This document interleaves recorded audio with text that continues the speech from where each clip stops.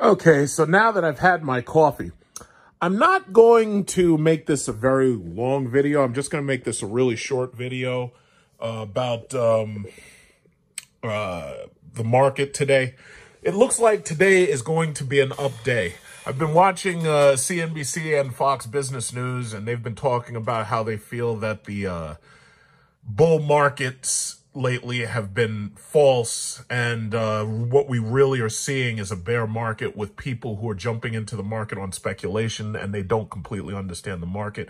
But for the most part, all of us are speculators. None of us know what's going to happen next.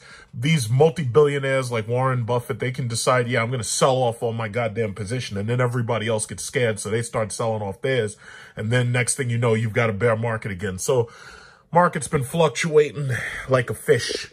And the thing about it is I'm up. Like, as long as I don't drop below $200,000, I haven't officially lost any money. So I'm okay. I'm up. And I'm always happy to be able to look and see that my numbers are in the green and the change is in the green. So basically what I usually do is I try to compile a watch list just to suggest to you what you should be buying, because as you know, there's like disclaimers and shit, and they're like, hey, yeah, well, you're not supposed to tell people what to buy because that like might be market manipulation, or you could be on a pump and dump or some shit like that. So I'm suggesting things that you could possibly buy, and I get a lot of emails from people who are thanking me, and they're talking about how much money they made when I suggested certain things to them. So far, I can personally say that I may have had two stocks that I feel I fucked up in. I sold them too early. I feel I did sell my Tesla too early, but most people were telling me to sell Tesla when it was $300. To sell part of it when it was $900 before it got to $1,000, you know, I still have the other part, and I'm going to sell out of that because at this point, you know, I just want to wash my hands of it, and I want to move on to other things, because sometimes you should never fall in love with a stock. If you feel that you could take your money and spend it elsewhere on something else, then that's something you always have to look at. So right now I'm 2 minutes in. I'm not going to make this very long. Let's just take a look at the things that I believe are going to be making this an up day. Today is Thursday, May 7th, 2020. I'm just really glad that, because see, I don't delete my videos. Even though we have down days, I never go back and I never delete videos, and I never try to pretend I didn't say something. No, I know exactly what I said, and I stick by that shit. Because the thing about it is, in the long term, I'm a long-term bear. But, you know, I can go bullish on certain things if I see, you know, an opening. So anyway, I've been telling people that they should be buying into oil stocks. Chevron is up to 93.26. ExxonMobil is, right now, it's 45. Shell is 33. BP is about 24. General Motors I have on here because I was going to talk to you about General Motors and GE. Now, GE had a low, a 52-week low of 590. Right now, GE is at $6. Now, the thing about it that you have to understand, and even Peter Schiff was complaining about this, he doesn't like the fact that the government is involved in the market. There are certain companies that the government is not going to allow to fail. If you look at companies that are linked to the military-industrial complex, like Lockheed Martin and Boeing, Boeing is at its lowest that you could possibly get it right now, aside from the March lows. And it could dip a little bit more, but ultimately, long-term, Boeing is not going to be allowed to fail, because Boeing makes aircraft parts, Boeing makes military jets, weapon systems, and they're making fucking drones now for the military. So they're not going to be allowed to fail. They're part of the military-industrial complex, and Boeing, they got some life in them. The thing about it is, if you buy in, you're trying to buy in as close to $100 as you can, because, you know, Boeing is normally running at $400. Now, Boeing got its ass kicked before coronavirus because of the 737 incidents. There were two of them that crashed because of this goddamn system that says, hey, I'm not at the right angle. Let me crash into the fucking ground. You know, that's not a good thing to have in a plane, especially, you know, if you're a pilot. It's not a good thing. So anyway, Sunoco. Sunoco is at $24 a share. Now, as you'll notice, all of these stocks. Now, if you had bought Chevron when I did back in March, if you had bought Chevron, you would have gotten it for $51. You're up $40 on every single share. If you had gotten Exxon, $30, you're up, what is this, 15 about, give or take. Shell is up at least $10 at least. What is this, BP? I trust BP. I like BP. I go to BP all the time. GM and GE. Now, people who have money to invest, GM and GE, these companies are older than most of the people who are listening to my voice in this video. These are government companies. There's certain things the government will not allow to fail. Certain things. GE, strong buy in my opinion, especially at $6. Now, the thing about it is their 52-week high was $13. So let's imagine you buy into GE at $6, and let's say it slowly trickles back up to about $13. The most you can make on your money there, it's about double your money. Unless somehow GE does something amazing in the future and their stock goes higher. But again, it's speculation. So in my opinion, if you have $600, you can buy yourself 100 shares or whatever of GE. It's up to you. I mean, some people have different amounts of money. It's up to you. I usually, with certain stocks, if they're higher than, if they're higher than $10, I usually buy 100 shares of it. Now, if it's about $10 or lower, I'll try to buy more. But that's just how I roll. So anyway, bank stocks, every single one of them. I made a video. I told you, hey, buy the banks. JP Morgan is up from from 76 to 92. Very nice. So that means for every one share of that you bought, you're up at like $20 at least. Capital One. Capital One is one of my personal banks. I bought in, $38 was their low. $61. So you're basically close to doubling your money. Citibank, $32 was its low. We're up to $44. It was down yesterday. Peter Schiff and a couple other people were railing against Wells Fargo. Now, a lot of people hate Wells Fargo because them bastards be making false accounts and they got caught doing that. But I think they're going to clean themselves up. And ultimately, they hold mortgages and they hold a lot of credit cards and whatnot. And every time I go to a Wells Fargo, there's a lot of people there and they're doing business. So the thing about it is it's a big bank. They can always retool and change themselves and all this. And Wells Fargo survived the 2008 financial crisis. Banks are not the ones at risk from coronavirus.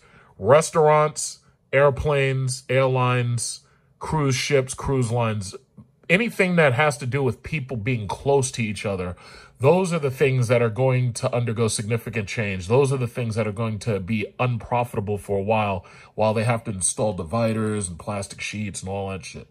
Like, for instance, Disney's getting their asses kicked. Why are they getting their asses kicked? Their parks are closed.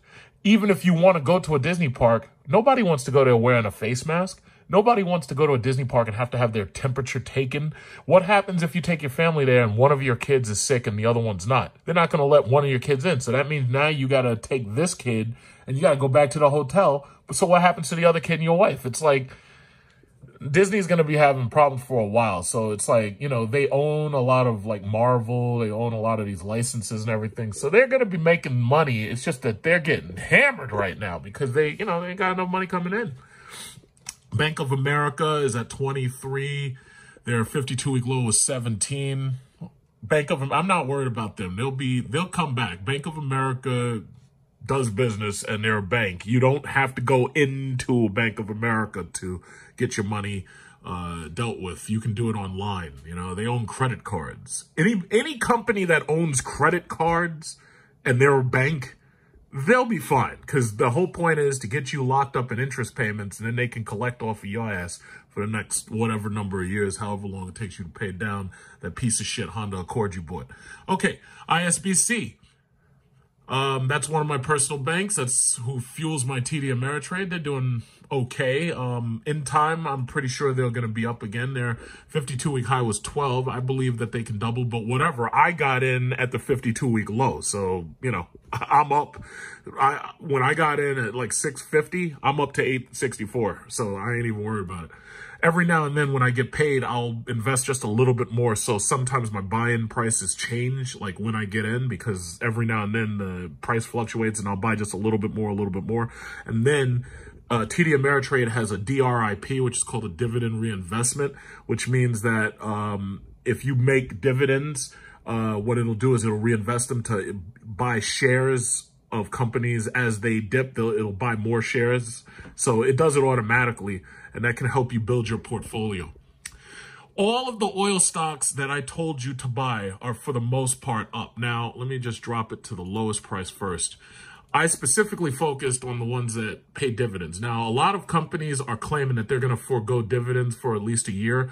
And the reason why is because obviously coronavirus is kicking ass. So most of them are not profitable right now. Now, if they're not paying dividends, like GM announced that they're not going to pay dividends because they have to try to stay afloat. Most investors understand that, but some of them that didn't, they said, fuck this, I'm shorting the stock. So anyway, TRNX, some people made money when I suggested that they get into TTI because I told them to do it when it was lower. The day that oil crashed and the barrels you were hearing were less than $1 in worth and value, that's when I was telling everybody that's the time to get in. And I was fortunate that I hit these bastards at their lows. That day, all of these lows were where we were. So anybody who bought in when I told you to, I already know you're up, and you already know you're up. If you weren't up, you'd probably be talking smack about me and saying stupid comments like, oh, yeah, Big Truck told me to get into TTI and it fucked my money up. Well, I told you to get in when it was like 20, 30, or 25 cents or something. So now you're up to 47 cents. No complaints. As long as I make money, no complaints, right? So, Silica and SM were two that I focused on because they pay dividends. SLCA right here, SM. Specifically, they pay dividends and they were cheap. SLCA had a high of $14. I bought a lot of shares in this, and I bought a lot of shares in SM. I will say this. I fucked up on Gulfport. And if you watch that video, I am an oil man or whatever. This one I kind of fucked up in. And the reason why was because even though I bought it as like a block. Like I bought everything you see here. But the problem that I had with Gulfport was that if you look at its long-term history, this is only 1 year. Investors who had Gulfport Energy watched their values decline by about 94%. They'd lost so much money in that stock that when I looked at it, I was like, you know, I don't know if I trust this. Thing about it is when I bought into Gulfport was 76 cents. If you look at it 5 years, you could see. If you were an investor and you were in this for 5 years, you watched your $50 turn into fucking $2. Well, actually, you watched it go below a dollar. You watched your $50 turn into 70 cents or 60 cents. That's the reason why I didn't want to get into this company. Now that I'm really thinking about it and I'm seeing myself gain money in it, you know, it went from 76 cents up to 215. There's no arguing that if you'd gotten in at 76 that you would have made some money on that. But the thing about it is the other ones I told you about have made more. Like, for instance, SM. When I told you to get into SM, it was like $1 something. But now it's, what, $3.36. And I think it actually went higher than this, a little bit higher. And then everything fell back after Warren Buffett made his announcement or whatever. But, you know, ultimately, I can't tell people when to buy and I can't tell them when to sell. I can only make a suggestion. Because, you know, I want to keep the SEC off my ass because I'm not going to the booty house. I'm not going to one of them federal booty houses. I'm not going. Not going. So, anyway, I'm not a licensed, stock trader and shit. So, you know, all those disclaimers, I'm just putting them out there. This is how I spend my money, and this is up to you. It's like, I don't want the SEC. You're not knocking on my fucking door. It's like, I'm not going to the federal booty house. It's not happening. It's not happening. I protect my booty. So anyway, AROC, they're up. Matador's up. Oh, Jesus Christ. I wish they would work on their graphic user interfaces on these things. Hall is 90.8. This one's up. Everything is up from those lows, man. As long as you got in when it was at its low, you're up on everything that you see here. And these right here are the ones that pay dividends. I keep the dividend column right here. So this way it's easy to see. Okay, and now we're going down to cruise lines. Now, I saw them talking about cruise lines on CNBC. Basically, they were saying millennials understand and like cruises, so therefore millennials are jumping into cruise stocks. I don't know about long-term profitability when you're dealing with something like coronavirus, which is separating people. Carnival Cruise Lines has been staying strong. It's been above $10 for the most part after it came off of its 52-week low. But millennials apparently have been purchasing Carnival and Royal Caribbean. Carnival and Royal Caribbean, I've been on Carnival cruises. Honestly, I hated that shit. I would rather spend my money on a business class flight to Southeast Asia. I hated that cruise. Like, Carnival, I went to Nova Scotia. First of all, there's nothing to do in Nova Scotia. That's number one. Number two, all there is to do on these cruises is eat and basically have sex with whoever you came with, because it's really hard to meet people on these cruises unless you're old and you're looking for divorcees. Like, if you're an old woman, you might find an old guy. And if you're an old guy, you might find an older woman or something. But I hated that shit. I felt like I was trapped. Like, if I wanted to get off, there's nothing you can do. It's like, at least if you're on a plane, the trap isn't that long. It's only like a maximum of like 15, 16 hours. But nah, I wasn't crazy about that. I like to be free roaming. Okay, airlines. Thank you, Warren Buffett, for kicking our ass. So the airlines, Warren Buffett said, fuck this, I'm out. Japan Airlines has a dividend yield. Japan Airlines is going to be around for a long time. I'm not worried about their long-term life. I'm not worried about it. JetBlue, I'm really not worried about them. However, JetBlue is small enough where it is in danger of going bankrupt and being consumed by another airline. And not only that, they don't even pay dividends on their stock. American Airlines, Delta, they pay dividends. United Airlines has gotten their asses kicked so bad that this might be so close to their 52-week low that if you bought in, there could be only up from now. But the problem is coronavirus is so unpredictable that we don't know when we'll be able to fly. Now, I know United Airlines and Delta, they were saying, okay, from now on, when people fly, they're going to have to wear their masks. Some people are worried that you're sitting and rebreathe the air. 50% of a passenger jet's air is actually new that's coming from outside. It's being rammed into the plane through pumps and through air pressure. But, you know, people are worried. It's like they don't want to be on cruises. They don't want to be on passenger jets, right? So any of these at this point, like before Warren Buffett did his thing, I was bullish on airlines. Once I found out Warren Buffett was going to pull that shit, I sold all. Or actually, it was slightly before that because, you know, it was Thursday, and then I think he sold all of his on Friday. But once we woke up Monday, that's when everything was in the red. Now they're trying to trickle back up. Like Delta was $20, I think it was yesterday. And it's just everything's slowly trickling back up. United Airlines is still going down. The big question is about Boeing. Boeing is military-industrial complex. The lowest it was what was that? $89. 52-week high is $391. I like to call Boeing Lockheed Light. Lockheed Martin is doing a lot better than Boeing because Lockheed Martin didn't have that problem with the 737. But always remember, Lockheed has had problems before, just like that 737. Like Lockheed made a plane, I believe it was the MD-10. Let's see. But, you know, granted, that the company, or MD-11, the company isn't the same as it used to be, so it's not fair to look this far back. But, you know, anybody could have problems. I mean, sooner or later, everybody makes a mistake. So if you want to buy into Boeing, that's up to you. I mean, if you can afford it. I mean, Boeing's like $127. So, you know, if you have $1,000, the most you're going to have to spend more money to buy, you know, 100 shares of it or whatever. No, I'm sorry, 10 shares. You can only buy about 10 shares.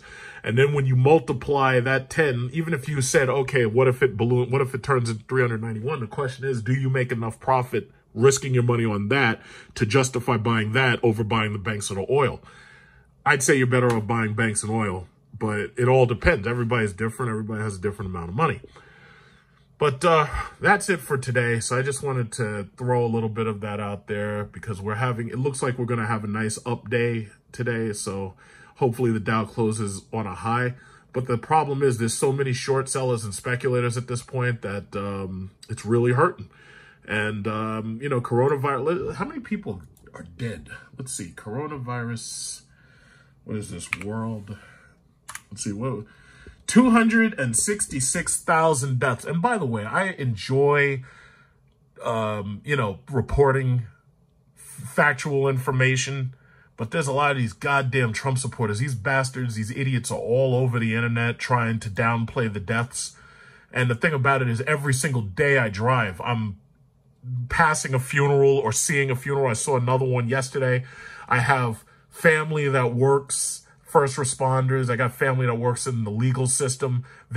I know UPS workers and FedEx workers who try to deliver packages and the people are fucking dead. And then they find out the people are dead and then the packages have to be returned and then they got to call the coroner and all this. And as you've seen on television, they got fucking U-Hauls filled with bodies.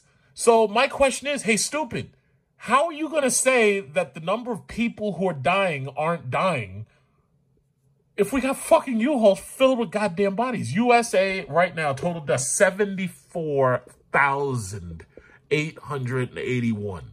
All of these deaths have a toe tag on them. Like, I may not be able to trust China's numbers, but these deaths are registered.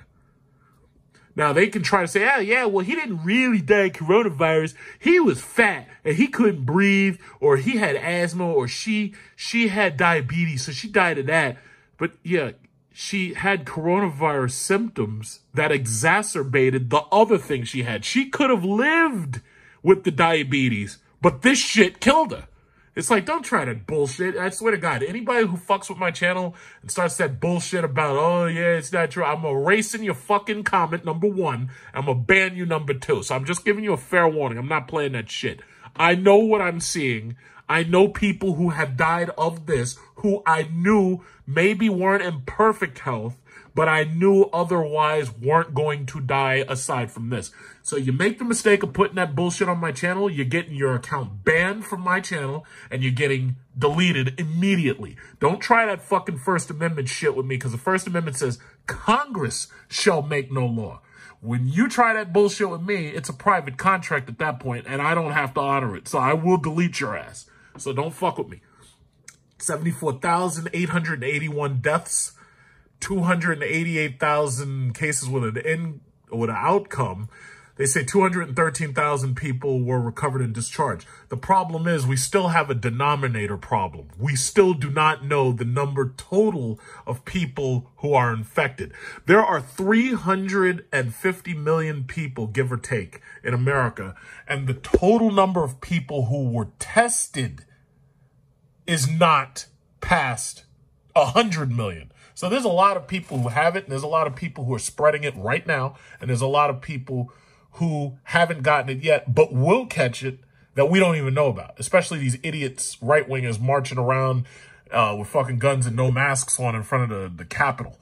It's like any of them could be vectors. A vector is an organism that moves a pathogen from one place to another. These people are stupid. And because they're stupid, they're spreading it more than it needs to be spread, and they're not taking the quarantine seriously. So that's the bottom line. This is affecting our stock market, and there's not much you can really do about it, because if we have too many essential workers moving around, there's really not much you can do about it. You know, police, firemen, all of them are vectors, and there's no way around it. So we're just going to have to accept a certain number of deaths. My only obligation is staying along I'll say it like this. I heard in Star Trek, what was it, Star Trek 5, the first obligation of a prisoner is to escape.